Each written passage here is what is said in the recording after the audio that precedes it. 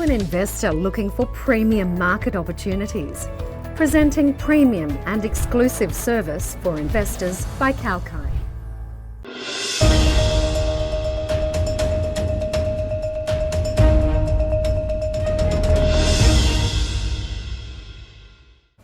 Hello, I'm Rachel Jones and this is Kalkine TV's Trending News.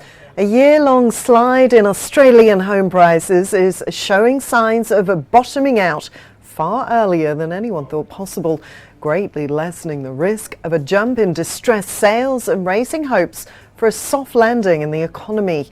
Defying predictions of a crash, prices in Australia's 8 capital cities have actually risen 0.8% so far in March from February. Data from property consultancy firm CoreLogic shows the peak-to-trough decline in these cities of around 10% has only partially unwound the almost 26% surge during the COVID period. This will be the first monthly gain since values peaked in April last year, before the Reserve Bank of Australia embarked on its most aggressive tightening campaign in modern history.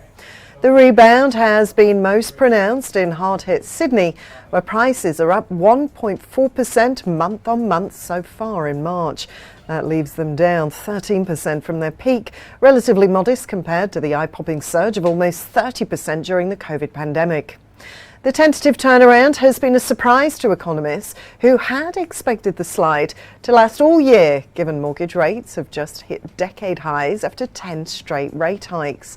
Yet now there's a real chance the Reserve Bank of Australia will pause its tightening campaign next week, with rates at 3.6%, well below those in the United States or the UK. Persistently low levels of housing stock and surging immigration levels are also helping provide a floor to prices, with auction clearance rates across capital cities rebounding to the highest in a year just last weekend. Economists are still warning the full impact of rate hikes have yet to be fully felt, given a large chunk of loans fixed at ultra-low rates during the pandemic are set to be refinanced at punishingly high rates later this year. Yet the RBA estimates that only 0.5% of all home loans are in negative equity, a situation where the home loan exceeds the value of the property and could lead to increased defaults. If prices fell another 10%, that would still only rise to 1%. Mortgage arrears are also near record lows, and the portion of loss-making sales are trending below the decade-long average. A crash in housing prices would threaten the RBA's central scenario that the economy is headed for a soft landing this year, with growth predicted to slow to 1.5% from 2.7% last year.